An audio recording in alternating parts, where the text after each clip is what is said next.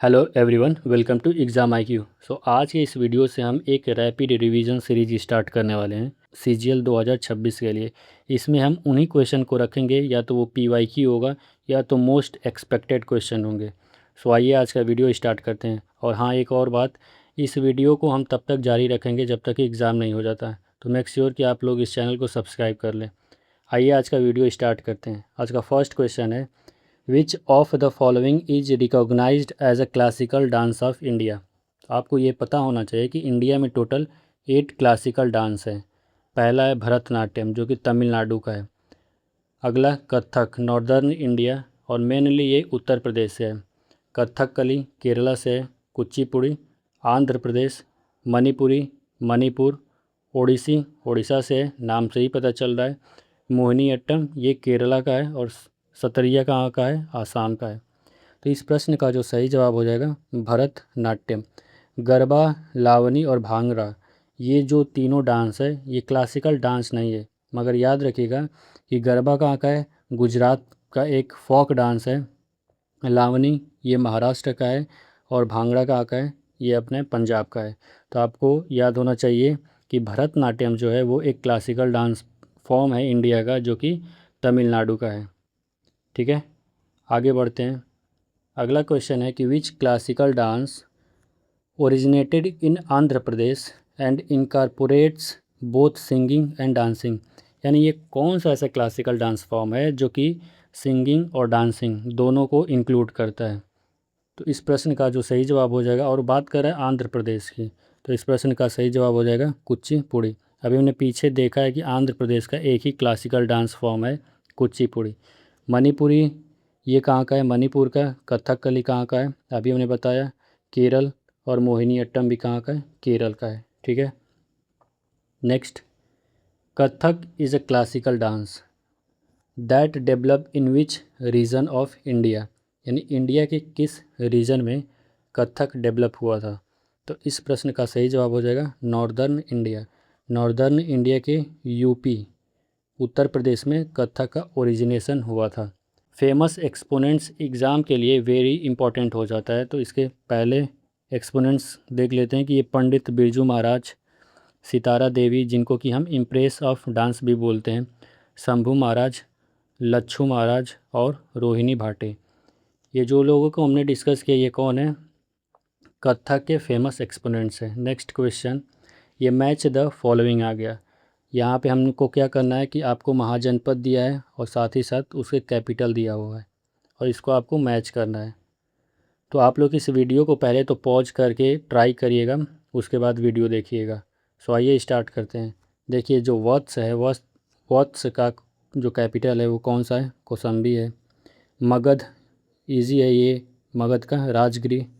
कुरु, कुरु का क्या हो गया, इंद्रप्रस्थ। और वैसे ही अवंती का हो गया उज्जैन। तो इस हिसाब से अगर हम देखें तो वत्स का ए, यानी कि ऑप्शन ए, 1 का ए, सेकेंड का बी, थर्ड का डी एंड फोर्थ का सी। आपको ये पता होना चाहिए कि टोटल कितने महाजनपद हैं, 16 महाजनपद हैं। ये बुद्धिस्ट का एक टेक्स्ट था, अगुत्तर निकाय, उसमें हमें 16 महाजनपद के बारे में देखने को मिलता है। तो यहाँ से आप 2-3 क्वेश्चन फ्रेम कर सकते हैं कि अगुत्तर निकाय जो टेक्स्ट है वो किस रिलीजन से रिलेटेड है। तो बुद्धिस्ट से रिलेटेड है, और पहली बार हमें महाजनपद का जिक्र उसी में देखने को मिलता है। आगे बढ़ते हैं।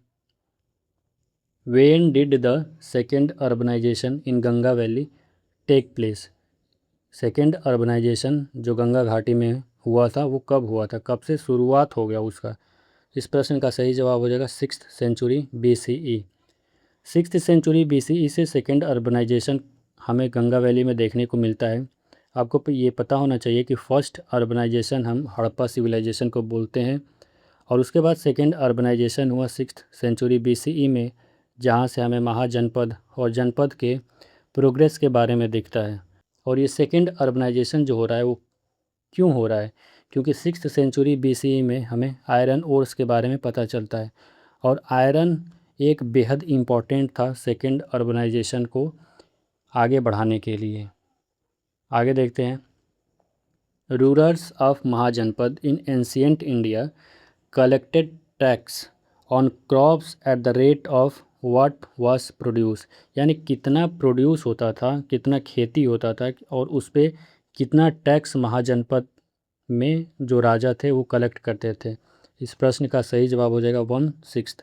देखिए शुरू में क्या था कि महाजनपद तो लेटर वैदिक पीरियड के बाद आया, लेकिन उसके पहले लेटर वैदिक पीरियड के पहले हम लोग एक बाली सिस्टम देखने को मिलता है।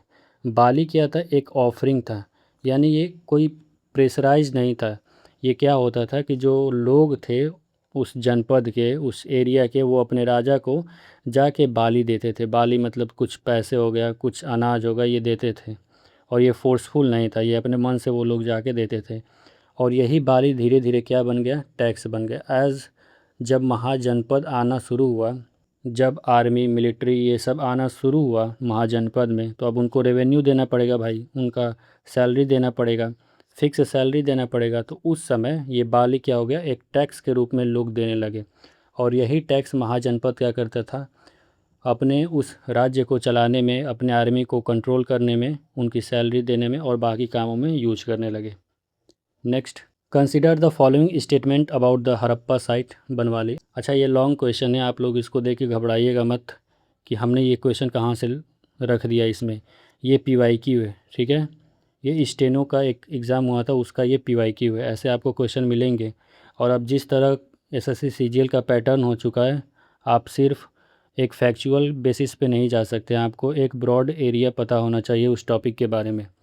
सो आइए इस क्वेश्चन को हम डिस्कस करते हैं। पहला है कि Banawali is located in Fatehabad district of Haryana, ठीक है। बनवाली क्या है, फ़तेहाबाद डिस्ट्रिक्ट में लोकेटेड है हरियाणा में। तो इस प्रश्न का ये तो मतलब सही है, जो पहला है ये सही है। साथ ही साथ आपको हम ये भी बता दें कि हरियाणा में एक राखीगढ़ी साइट्स है, वो हड़प्पा सिविलाइजेशन का सबसे बड़ा साइट्स है। कौन, राखीगढ़ी, उसको आप लोग नोट कर लीजिएगा। सेकेंड देखते हैं कि excavation revealed only Harappa cultural phase without any pre Harappa remains, यानी कि यहाँ पे जब खुदाई हुई तो यहाँ पे सिर्फ हड़प्पा कल्चर फेज से ही रिलेटेड सारी चीज़ें मिली, उसके पहले कुछ नहीं मिला।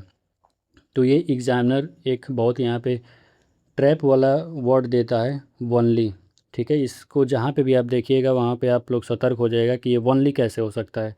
भाई हड़प्पा सिविलाइजेशन इतना बड़ा था, अगर बनवाली में कुछ खुदाई हुई है तो वहाँ पे ऐसा थोड़ी ना होगा कि कोई भी हड़प्पा रिमेंस पीछे का मिला ही नहीं है, प्री हड़प्पा से पहले का कुछ भी वहाँ मिला ही नहीं है। अरे भाई एक पत्थर तो मिला होगा।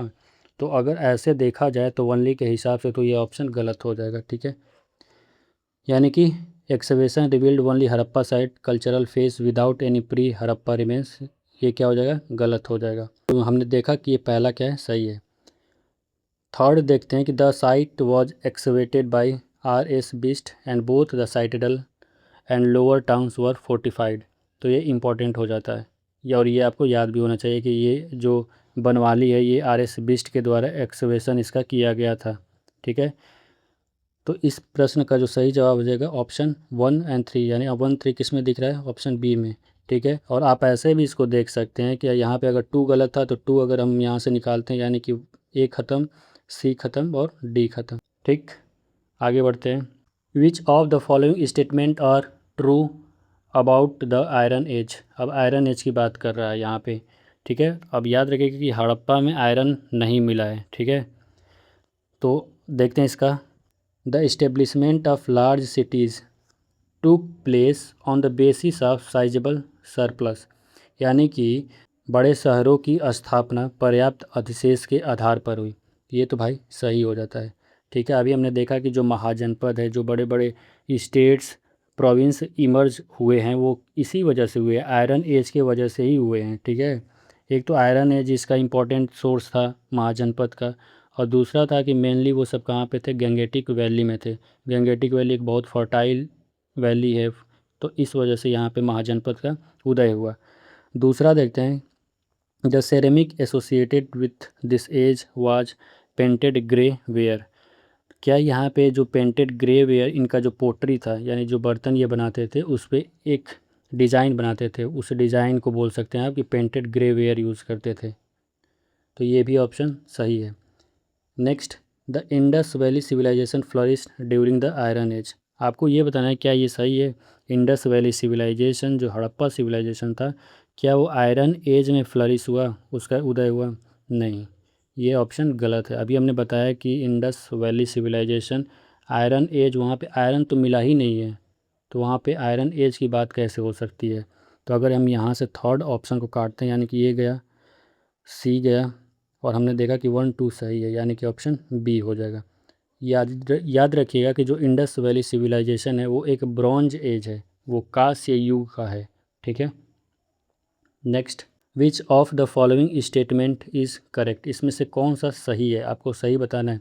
एग्ज़ाम में बहुत ध्यान से क्वेश्चन को पढ़िएगा, यहाँ पे करेक्ट के जगह पे नॉन करेक्ट भी पूछ सकता है, इनकरेक्ट भी पूछ सकता है। तो पहले ऑप्शन को देखते हैं कि Harappa culture spread only to the Sindh and Punjab. फिर यहाँ पे लिख दिया only to the Sindh and Punjab, सिर्फ सिंध और पंजाब तक ही क्या सीमित था? कैसे? दायमाबाद आप देख ही रहे होंगे, यूपी में कुछ साइट्स देख रहे होंगे, उधर आप जम्मू एंड कश्मीर में चले जाइए, बुरजोहम, गुरफिकलाल, अफ़गानिस्तान के साइड चले जाइए। मतलब हड़प्पा जो सिविलाइजेशन था वो एक बहुत बड़े एरिया पे फैला हुआ था। नेक्स्ट देखते हैं कि the script of the Harappa cultural has been deciphered by the historians, क्या हिस्टोरियंस ने हड़प्पा सिविलाइजेशन का जो स्क्रिप्ट है उसको पढ़ लिया था? नहीं, ऐसा भी नहीं है, तो ये भी गलत हो जाएगा, ये भी गलत हो गया और बी वाला भी गलत हो गया। अगला देखते हैं, at burials in Harappa site the dead were generally laid in pits, यानी हड़प्पा स्थलों की कब्रों में मृतकों को आमतौर पर गड्ढों में दफनाया जाता था। ये सही बात है और ये लॉजिकली फिट भी बैठता है। अगर आपको इसके बारे में पता भी नहीं है, थोड़ा सा भी कहीं पढ़े हैं, तो आप इसको गेस कर सकते हैं। डी देखिए, granary in the Indus valley civilisation were found only in Harappa, भाई ऐसे कैसे हो सकता है? फिर यहाँ पे ओनली आ गया, ये ट्रैप कर रहा है यहाँ पे, ओनली कैसे? और बेसिकली आपको पता भी होगा कि जो ग्रैनरी था वो आप मोहनजोदाड़ो में भी देख सकते हैं, जो ग्रेट ग्रैनरी के नाम से प्रसिद्ध है। ठीक है, तो यहाँ से ऑप्शन सी हमारा क्या हो जाता है, करेक्ट आंसर हो जाएगा। ठीक, अगला प्रश्न देखते हैं, consider the following statement regarding the revolt of 1857। First, the sipahi at Meerut began their march to Delhi on 19 April 1857, यानी जो 1857 का विद्रोह था उसमें सिपाहियों ने 19 अप्रैल 1857 को दिल्ली की ओर चलना शुरू किया। तो ऐसा नहीं है, कब किया था? फैक्चुअल हो जाता है, ये याद है तो याद है, इसमें कोई गेस वाली बात नहीं है। ये कैसे इसका हम करेंगे, तो ये 10 मई 1857 को ये लोग मेरठ से दिल्ली की तरफ निकले थे। सेकेंड ऑप्शन देखते हैं कि Lord Canning was the governor general of India during the revolt of 1857। Yes, ये सही बात है कि लॉर्ड कैनिंग उस समय गवर्नर जनरल था इंडिया का। तो इस हिसाब से हम इसका आंसर हो जाएगा ऑप्शन बी 2। अब जब ये 1857 का रिवॉल्ट हुआ तो उसके बाद एक एक्ट भी आया, गवर्नमेंट ऑफ इंडिया एक्ट 1858। ठीक है, उसमें क्या किया गया कि जो गवर्नर जनरल ऑफ इंडिया है उसके पोजीशन को वाइसरॉय कर दिया गया। तो यहाँ से एक क्वेश्चन और बन सकता है कि जो फर्स्ट वाइसरॉय था वो कौन था, तो लॉर्ड कैनिंग ही था। ठीक है, क्योंकि उस समय तो भाई कैनिंग ही था, बस उसका पोजीशन बदल गया, अब वो गवर्नर जनरल ऑफ इंडिया से वाइसरॉय बन गया। ठीक है, next, which of the following is not a way to acquire citizenship in India. India में सिटीजनशिप एक्वायर करने का 5 ही क्राइटेरिया है। पहला, इनकॉर्पोरेशन ऑफ टेरिटरी, ये भी है। रिनाउंसिएशन, भाई ये नाम से ही पता चल रहा है, त्याग, मतलब किसी चीज़ को छोड़ना, और किसको छोड़ना, सिटीजनशिप को छोड़ना। तो यहाँ पे यही ऑप्शन बी वाला ऑप्शन ही क्या होगा, सही होगा। रजिस्ट्रेशन के द्वारा भी हम क्या कर सकते हैं, सिटीजनशिप इंडिया का ले सकते हैं। बर्थ होने के बाद, ये तो कॉमन सेंस की बात है कि जन्म के बाद हम इंडिया का सिटीजनशिप बन सकते हैं। उसके बाद अगर हम टेरिटरी एक्वायर कर, इंडिया का जो गवर्नमेंट है अगर किसी दूसरे गवर्नमेंट का टेरिटरी एक्वायर कर लेता है बाय वॉर और बाय एनी मीन्स, तो वहाँ का जो पब्लिक होगा वो भी इंडियन सिटीजनशिप बन जाएगा। ठीक है, तो इस प्रश्न का जो सही जवाब हो जाएगा ऑप्शन बी, यानी कि रिनाउंसिएशन इसका आंसर नहीं होगा। रिनाउंसिएशन मतलब हम सिटीजनशिप को छोड़ने की बात करेंगे। अच्छा, सिटीजनशिप जो है वो किस आर्टिकल में आता है, तो आर्टिकल नंबर 5 से लेके 11 तक याद करिएगा। ठीक है, आर्टिकल 5 से लेके 11 तक क्या सिटीजनशिप के बारे में बात करता है। नेक्स्ट क्वेश्चन देखते हैं, ये भी PYQ है। ठीक है, जो भी लॉन्ग क्वेश्चन आप देखते हैं ना वो यहाँ पे हम PYQ इंक्लूड किए हैं। जैसे which discretionary power allow a governor to reserve a bill pass by the state legislature for the consideration of the president. यानी कि कौन सी स्वविवेक शक्ति राज्यपाल को राज्य विधायिका द्वारा पारित विधेयक को राष्ट्रपति के विचारार्थ सुरक्षित रखने की अनुमति देता है। एक एक क्वेश्चन डिस्कस करते हैं, इसे एक एक ऑप्शन को समझते हैं। First, to send a report to the president for imposition of president rule. नहीं, ये ऑप्शन नहीं, गलत है ये। दूसरा, to reserve a bill for president consideration, तो यही ऑप्शन इसका क्या हो जाएगा, सही हो जाएगा, ऑप्शन बी करेक्ट है। To grant pardon in certain cases, तो ये पार्डनिंग पावर है, वो डिस्क्रिशनरी पावर नहीं है, ठीक है। या वो प्रेसिडेंट का हो या फिर से गवर्नर का जो पार्डनिंग पावर है, ये दोनों लोगों का पार्डनिंग पावर डिस्क्रिशनरी पावर नहीं है। आप देखिए, जो प्रेसिडेंट है उसका पार्डनिंग पावर किस में दिया है, आर्टिकल नंबर 72 में दिया है। आपको ऐसे ही बताना है कि जो गवर्नर का पार्डनिंग पावर है, क्षमा करने का जो उनके पास अधिकार है, वो किस आर्टिकल में है। अगला है कि to summon prorogue and dissolve the state legislative assembly, तो ये भी इनकरेक्ट है। ये समॉन और प्रोरोग और डिसॉल्व ये डिस्क्रिशनरी पावर नहीं है गवर्नर का। तो इसका करेक्ट आंसर क्या हो जाएगा, option B, to reserve a bill for president's consideration. Next, which of the following has the highest salinity, मतलब इसमें से सबसे हाईएस्ट सैलिनिटी किसका है। तो इस प्रश्न का सही जवाब हो जाएगा ऑप्शन बी, वैन झील का, यानी कि लेक वैन, जो कि कहाँ पे है, टर्की में है। तुर्की में है ये लेक वैन, उसका सैलिनिटी सबसे ज़्यादा है। कितना है इसका सैलिनिटी, 330%, यानी कि 330 पर 1000 पार्ट्स पर मिलियन होता है, यानी कि 33% आप इसको मान सकते हैं। सैलिनिटी कंपैरिजन अगर हम देखें तो लेक वन सबसे ज़्यादा सैलिनिटी है, उसके बाद डेड सी का है, और उसके बाद किसका है, great salt lake, and then red sea का है। अगला क्वेश्चन देखते हैं।